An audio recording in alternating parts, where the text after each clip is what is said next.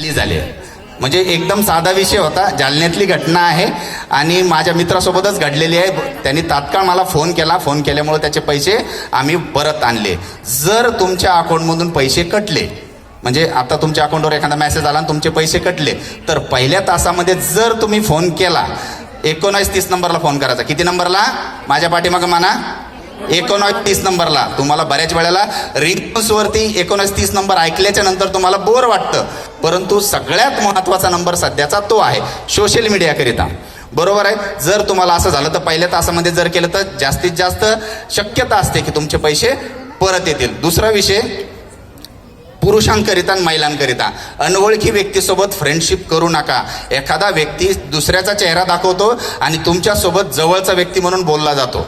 बरोबर आहे. समजा मी आहे, कोणाला तरी मेसेज करतोय आणि एखाद्या मॉडेलचा फोटो लावतोय, तर महिला भगिनींना माझी विनंती आहे की अशा दिखाऊ गोष्टीवरती तुम्ही भरोसा ठेवू नका आणि सोशल मीडियावरती कुठल्याही फ्रेंड्सला तुम्ही आपलं चॅटिंग करू नका. तुमचा फक्त चेहरा वापरून तुमच्यासोबत फ्रॉड केला जाऊ शकतो. व्हिडिओ कॉल पुरुषांना जास्त प्रमाणात येतात.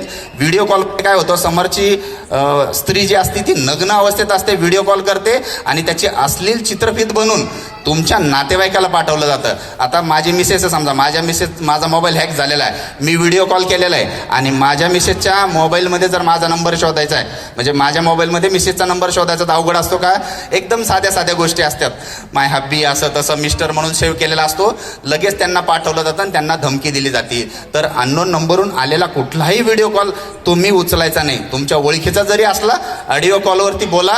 समजा अशा वेळेला जर तुमच्याकडून झाली चुकी तर 2 गोष्टी करायच्या महत्त्वाच्या. पहिला काय करायचा, तुमची ईमेल ID डिलीट करायची आणि दुसरा तुमचा जो DP आहे तो डिलीट करायचा तात्काळ. जर तुमच्याकडून झाली चूक तर असं करायचं. आणि जर तुम्हाला अशा धमक्या दिल्या तर सायबर पोलीस स्टेशनला यायचं.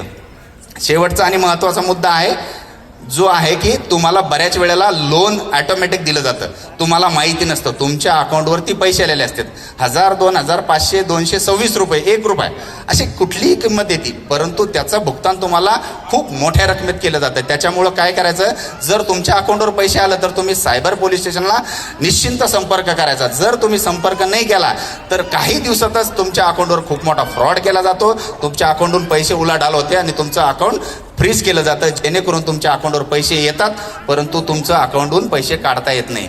तर 2 महत्त्वाचे नंबर, पहिला 1930. जर तुमच्या अकाउंटहून पैसे कटले आणि अकाउंटमध्ये पैसे आले तर 1945ला फोन करायचा. किती नंबरला? 1945ला. आणि जालना पोलीस दलातर्फे अत्यंत महत्त्वाचा आणि महिलांसाठी अत्यंत तात्काळ नंबर 112 नंबर. तुम्ही आता ज्या ठिकाणी आहात भारतामध्ये, माझा शब्द लक्ष द्या, भारतामध्ये तुम्ही ज्या ठिकाणी आहात, ज्या लोकेशनवर आहात, तुम्ही 112ला फोन केला तर त्या ठिकाणी 10 मिनिटाच्या आतमध्ये, किती मिनिटाच्या आतमध्ये? 10 मिनिटाच्या आतमध्ये.